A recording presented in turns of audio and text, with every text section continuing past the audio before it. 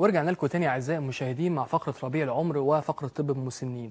لازم نتكلم شويه عن مرض الالزهايمر. شفت ناس كتيره قوي ممكن تكون بتزعل وتتضايق من الوالد او الوالده عن طريق عمليه النسيان، وناس كتيره قوي ما بتعرفش تتعامل مع الاب او الام لما بيكبروا في السن وبيصابوا بمرض الزهايمر. حبينا نناقش مرض الالزهايمر ده بصوره دقيقه وبصوره طبيه. مرض الالزهايمر ده عباره عن ترسبات بروتينات نشويه موجوده في الجسم، بتتراكم في خلايا المخ المركزيه وبتصيب المخ بالنسيان وقله الذاكره بصوره كبيره. بالنسبه للسن، تقدم السن بيبقى الشخص عرضه اكتر لمرض الالزهايمر. الاسباب الوراثيه، لو جينا شفنا جد او جده اصابوا بالالزهايمر هنلاقي فرص الاصابه بالنسبه للجينات والتركيب الجيني بالنسبه للاولاد عرضه اكتر للامراض الوراثيه.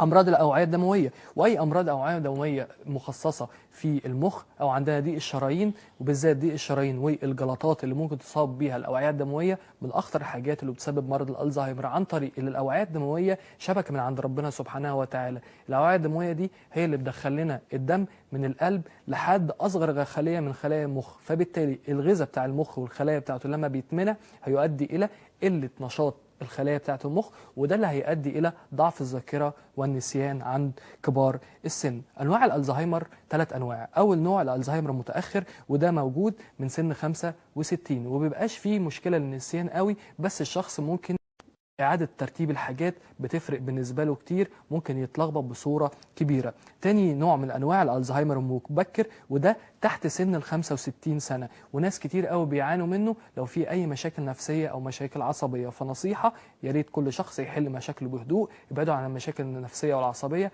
عشان دي من أكتر الحاجات اللي بتسبب الألزهايمر المبكر تحت سن ال 60.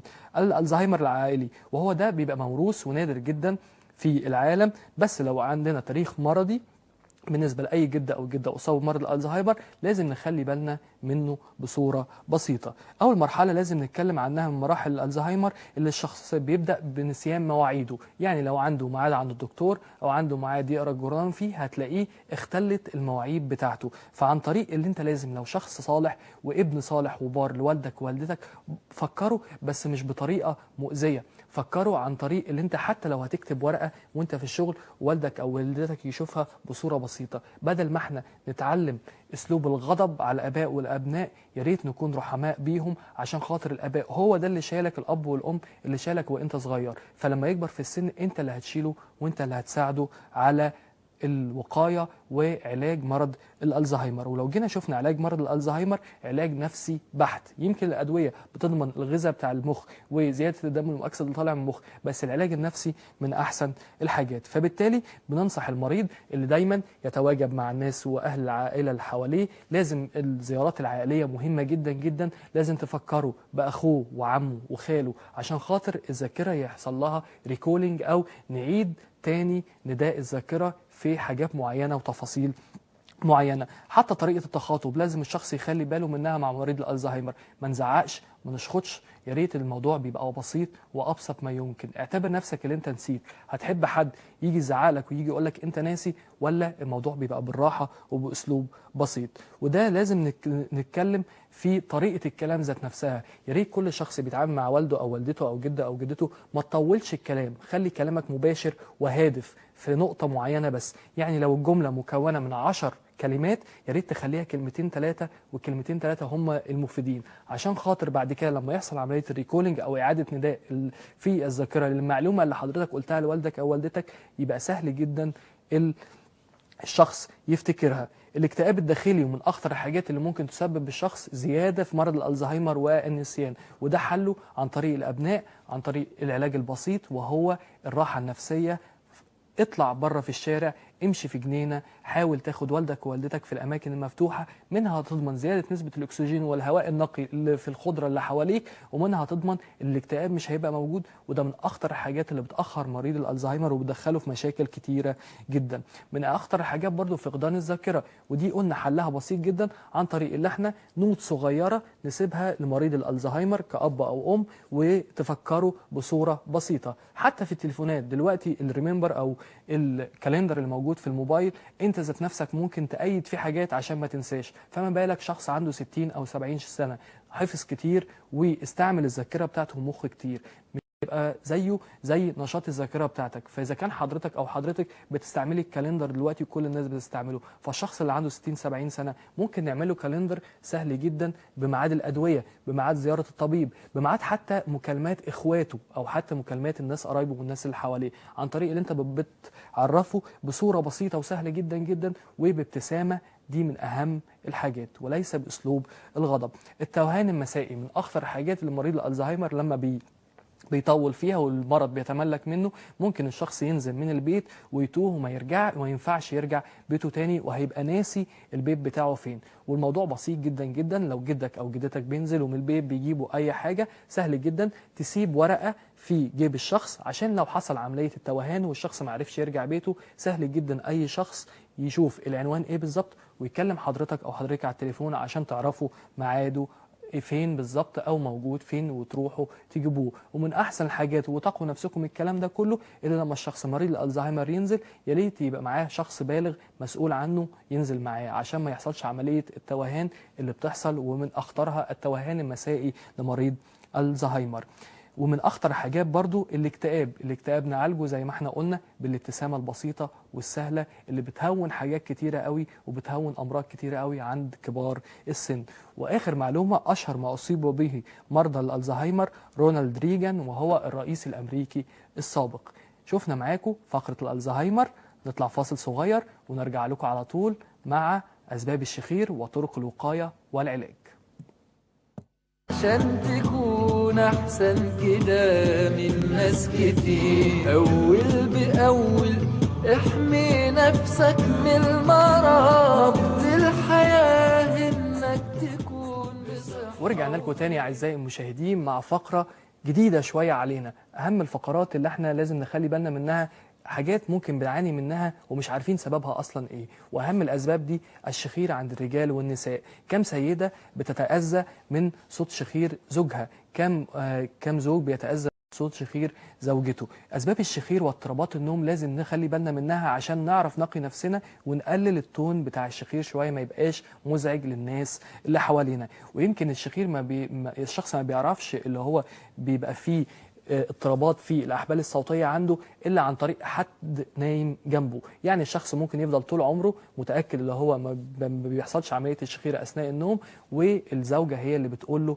بالصدفه، وساعتها الشخص بيتفاجئ بصوره كبيره. طب اسباب الشخير او ايه اللي بيسبب طلوع الصوت ده اثناء النوم؟ لو جينا شفنا اضطرابات النوم وانقطاع التنفس، دي من اخطر الحاجات اللي بتسبب لنا الشخير اثناء النوم، ومن اهمها بيبقى فيه نتيجه عيب مركزي موجود في المخ وخلايا المخ، والعيب ده بيتاثر بيه مجرى الهواء وفتحه الانف والبلعوم الانفي والحنجره، فبالتالي الميكانيزم ده بيطلع لنا الصوت الغير مستحب اللي بيطلع. ومن اسباب الشخير انقطاع التنفس وانقطاع التنفس الانسدادي، وده عن طريق لو اي شخص بيستعمل مدخنات او اي شخص بيشرب سجاير، من اخطر الحاجات اللي بتسبب لنا الشخير بصوره كبيره جدا. ومن اخطرها برضو امراض الانف وانسداد الانف والانعواج الانفي، الحاجز الانفي زي ما احنا جينا قلنا، اللي ممكن لما شخص صغير في السن عن طريق بوكس او عن طريق اي العاب بيبقى الغضروف ده طري، فبالتالي ممكن يحصل عمليه الانعواج الانفي، فبالتالي الانعواج الانفي هيبقى فيه مشكله في دخول عمليه الاكسجين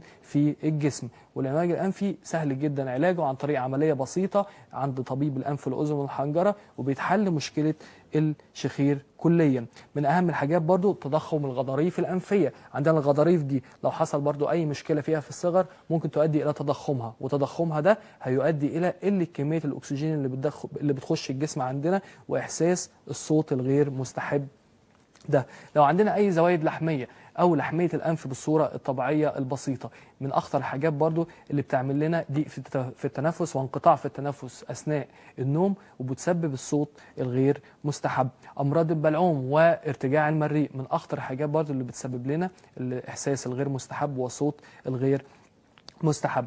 وكمان ما ننساش تضخم اللوزتين بالذات عند الاطفال ومرضى السمنه الزايده، من اخطر الحاجات اللي بتسبب لنا الصوت الغير مستحب. شفنا معاكم اسباب الشخير، ممكن تكون مشكله في الانف، الحاجز الانفي، مشكله في البلعوم او ارتجاع في المريء او زياده نسبه الحموضه، او بالنسبه للاطفال لو في تضخم في اللوزتين، او بالنسبه لمرضى السمنه المفرطة. العلاج بيبقى سهل جدا وبسيط عن طريق عملية جراحية أو عن طريق أدوية، والأسهل والأبسط بتاخد أدوية فترة معينة، وبعد كده لو مفيش أي أمل بنعمل عملية جراحية، والعملية بتبقى بسيطة جدا جدا.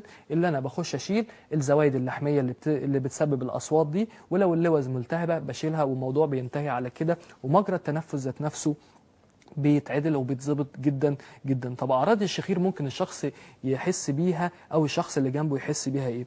اول الاعراض اللي الشخص بيشتكي شكوى اساسيه اللي صوت الزوج او الزوجه مزعج بالنسبه له اثناء النوم.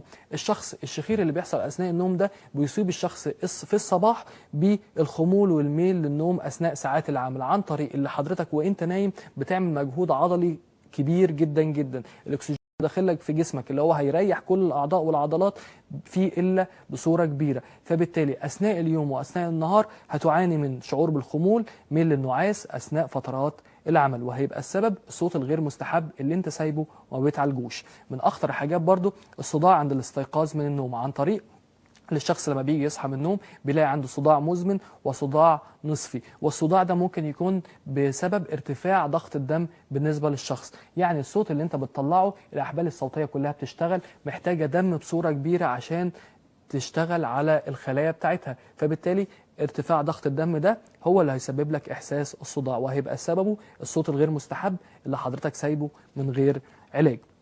من أهم الحاجات برضو اللي الشخص ممكن يعاني منها فقدان الذاكرة وكثرة النسيان. لو أنت شخص بيحصل لك موضوع الشخير دوت هتلاقي اللي فيه فقدان في الذاكرة بصورة ملحوظة، والنسيان بقى أكتر بكتير من الأول، وده عن طريق زي ما احنا جينا قلنا خلايا المخ دي بتتغذى بالدم المؤكسد أو الدم اللي فيه الأكسجين، فبالتالي لو أثناء النوم ما بيحصلش النوم الأمثل أو ما بتخشش في النوم العميق هيؤدي إلى قلة العناصر دي في الجسم، وهيبقى بسببها برضو عادة أو صوت غير مستحب أنت سايبه من غير أي دواء.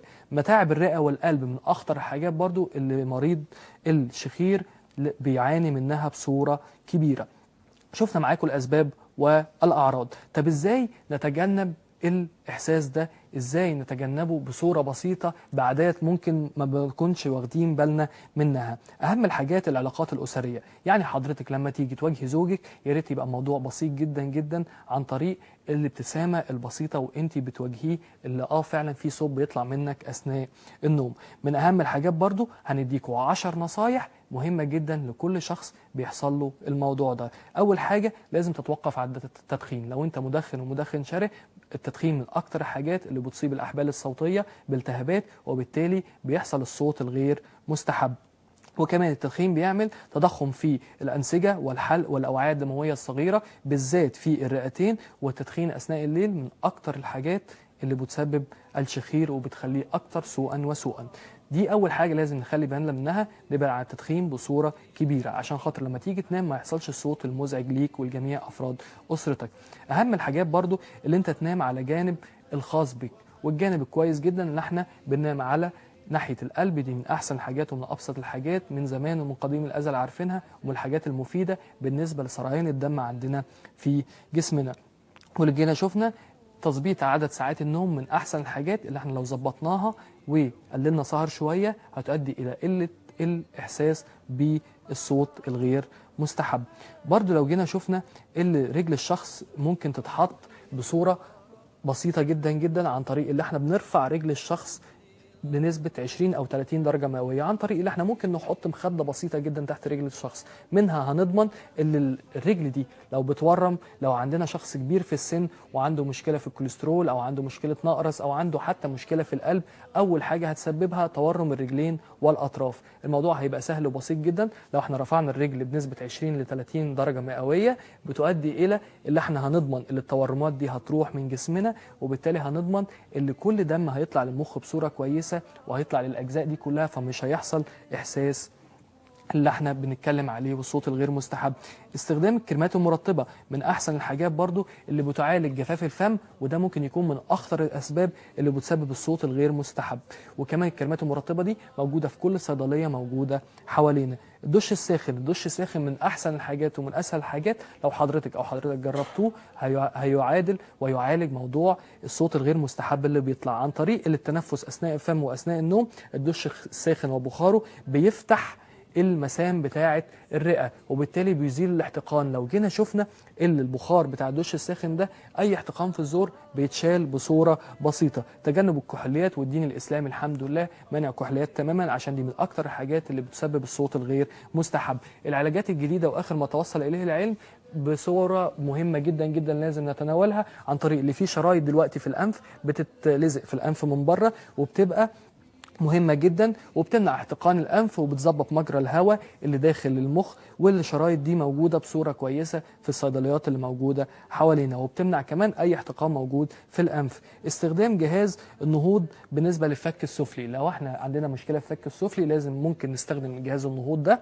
بس ده لازم يكون تحت إشراف الطبيب. استخدام الوسائد، البعد عن الوسائد الناعمة عشان بتضغط على عضلات الحنجرة، فبالتالي لازم نستعمل وسائد الخشنة شوية، والاسترخاء وإغلاق الممرات الهوائية أثناء النوم، عشان ده اللي بيؤدي إلى إحساس الشخص بالصوت الغير مستحب أو صوت الشخير. الوزن من أخطر الحاجات اللي بتسبب لنا الإحساس دوت والصوت الغير مستحب، زيادة في الوزن والسمنة المفرطة. يا ريت كل شخص يحافظ على وزنه عشان نبعد عن العادة دي ونبعد عن الصوت ده ونتخلص منه تماما. طب كل الطرق دي وال10 نصايح اللي احنا جينا قلناها لكم، لو انتوا عايزين تفتكروها تاني، موجودة على موقع البرنامج على الفيسبوك نبض الحياة، هتلاقوا كل الفيديوهات موجودة بكل الوصفات وكل النصايح إن شاء الله بإذن الله هننزلها النهاردة. خلصت حلقتنا بسرعة، الوقت معاكم دايما بيجري.